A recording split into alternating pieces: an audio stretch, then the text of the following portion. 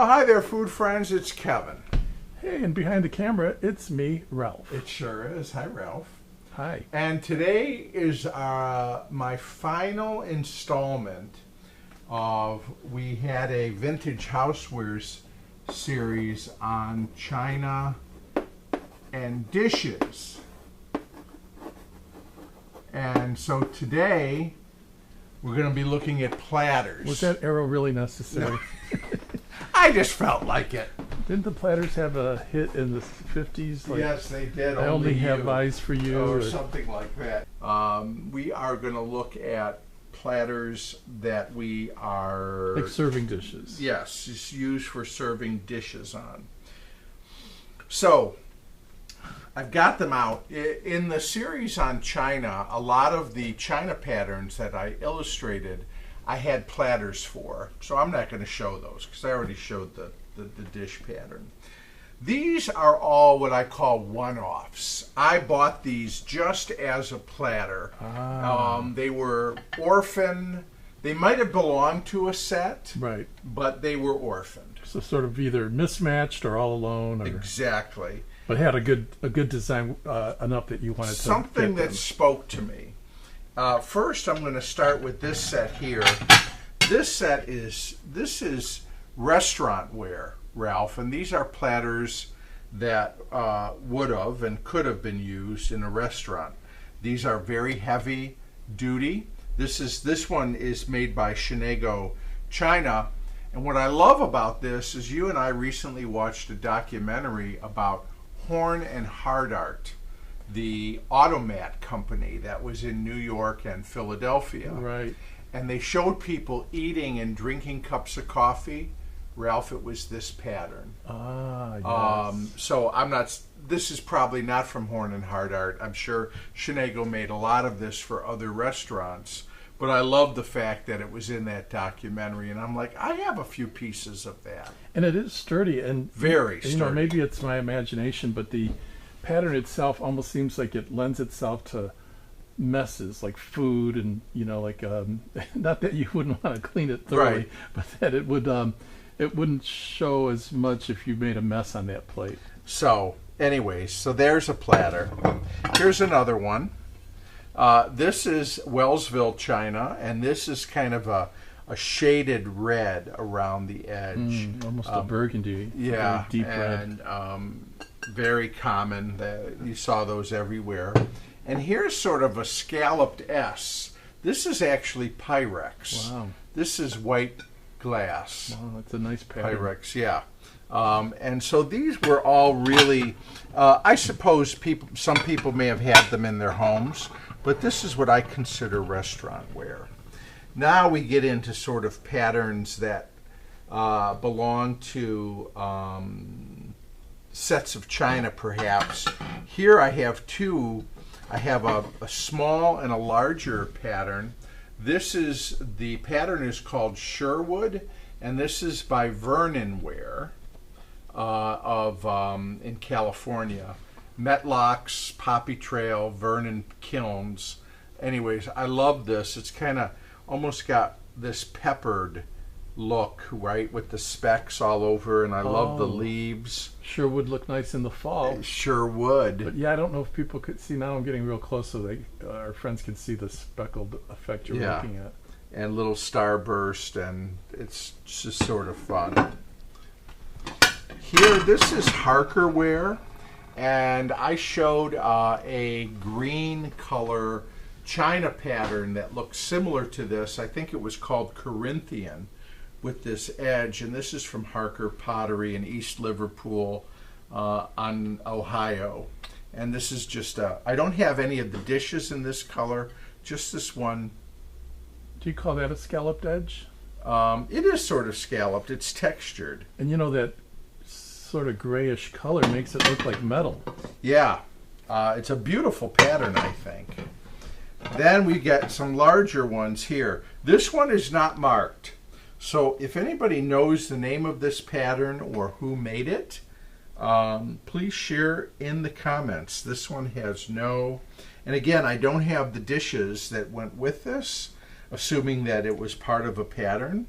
So I don't know what this is called. I just liked it. Now, would this have been hand painted?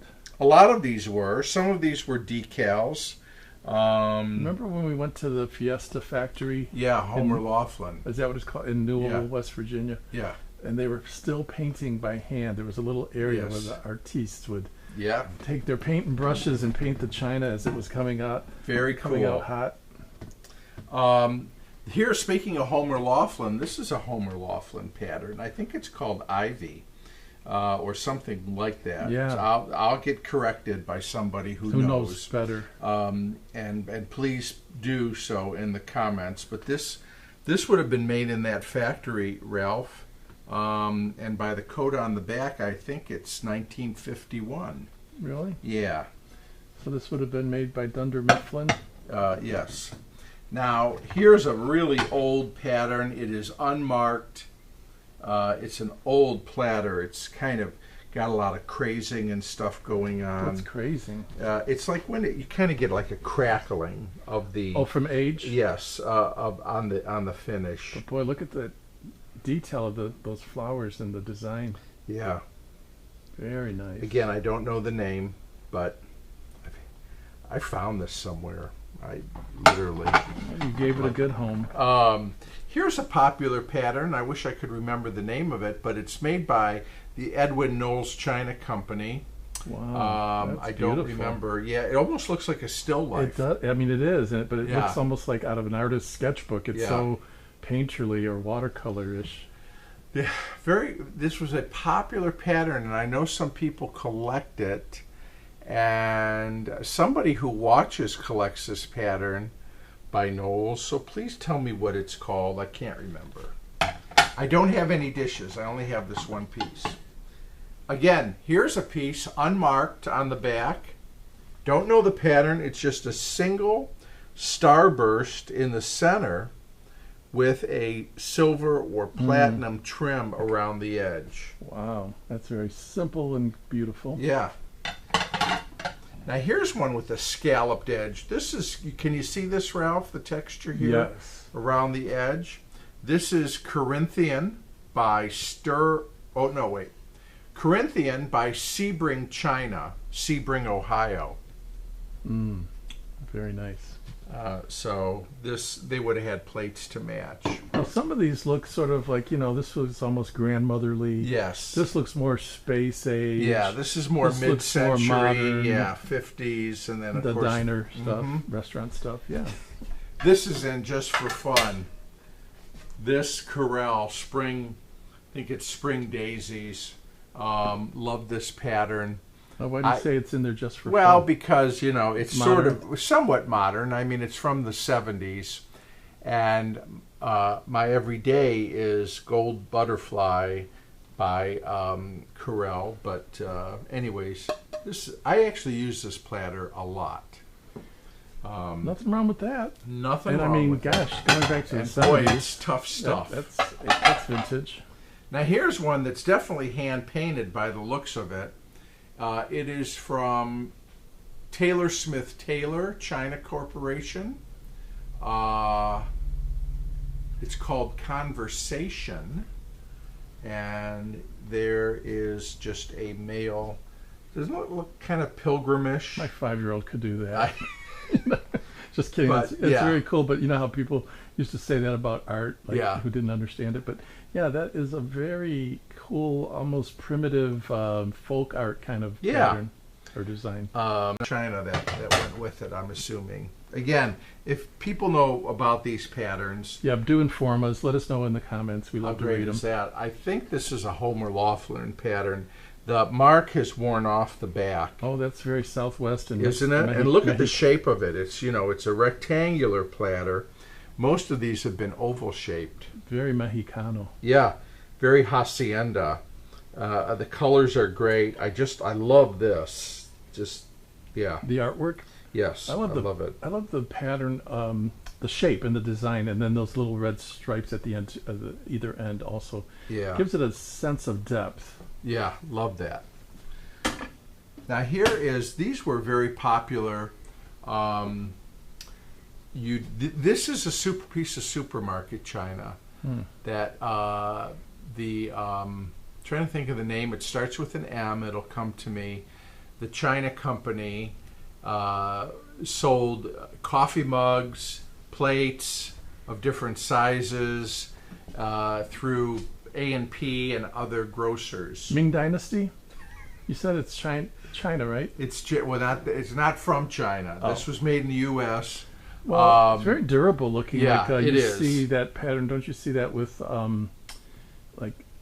French onion soup bowls? Yeah, or like those Crocs. Yeah. Crocs. Mm-hmm.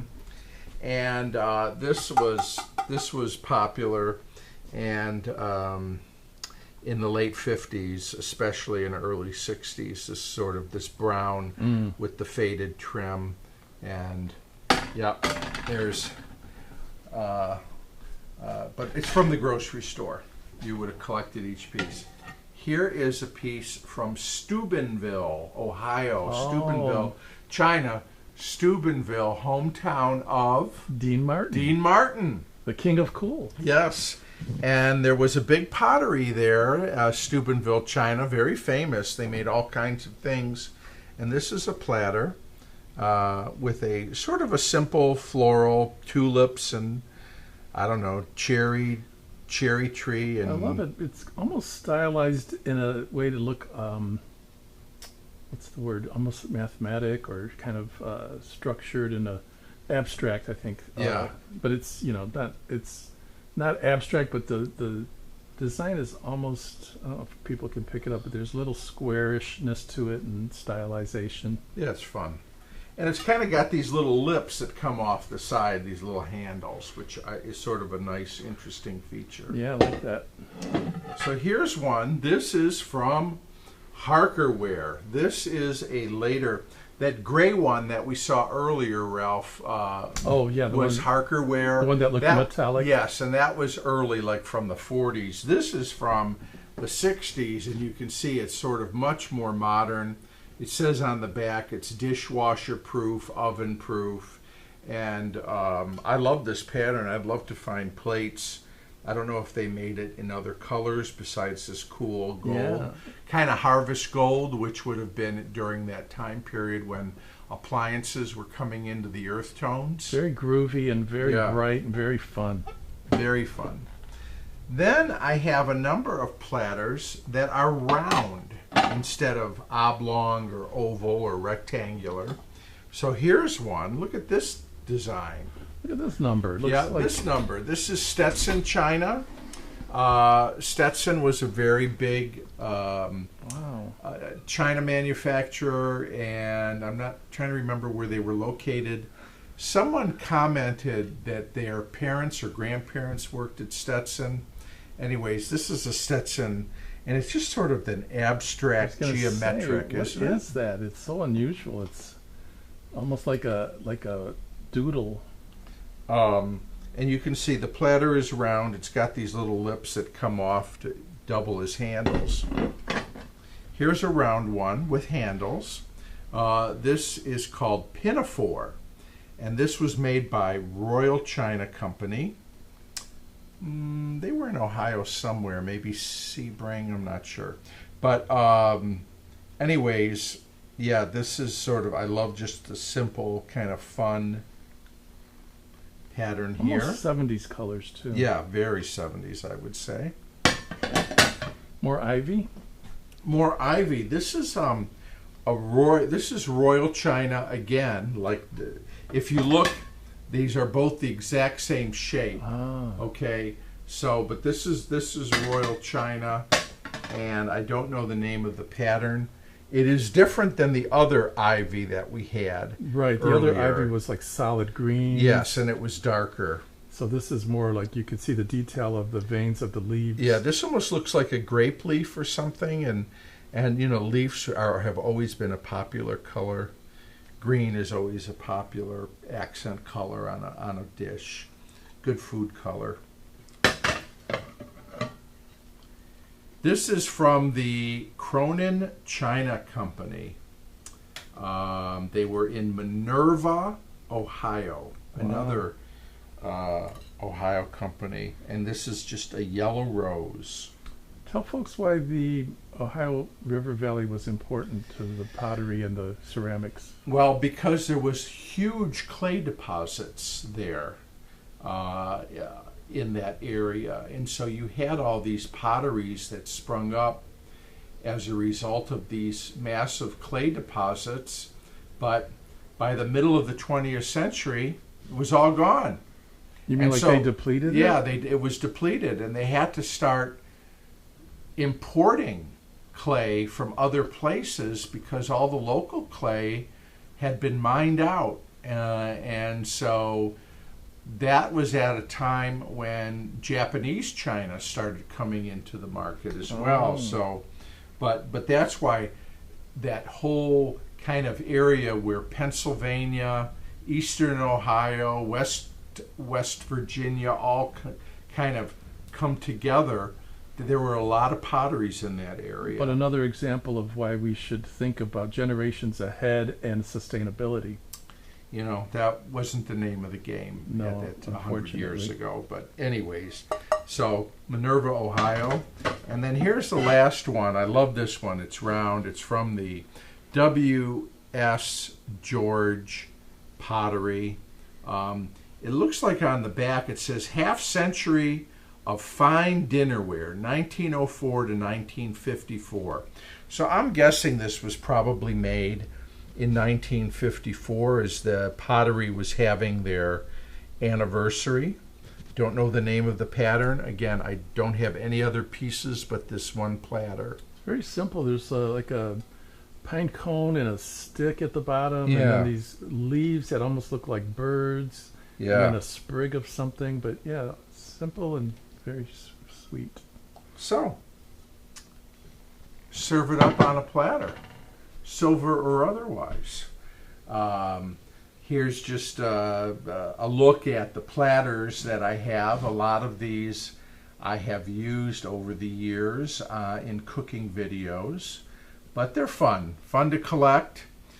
Some of these I actually put on plate hangers and hang on the wall around here in the cavalcade because they're just, I love the design. They're too pretty to just sit on a Sit shelf. right, exactly. Thank you for sharing these wonderful housewares that people sometimes take for granted, but that you actually put to use, not just for your videos, but for company when you have friends over for delicious comfort food meals. Yeah, or you make cookies and stuff, and people come over, and you load up a beautiful old platter like this, and you put those cookies out, and they love the cookies, and then it's always a conversation starter. It's like, you know what, my mom had that, or my grandma had a platter. Or just like that, commenting or on how whatever. beautiful the designs are once you get through the cookies and see the picture below.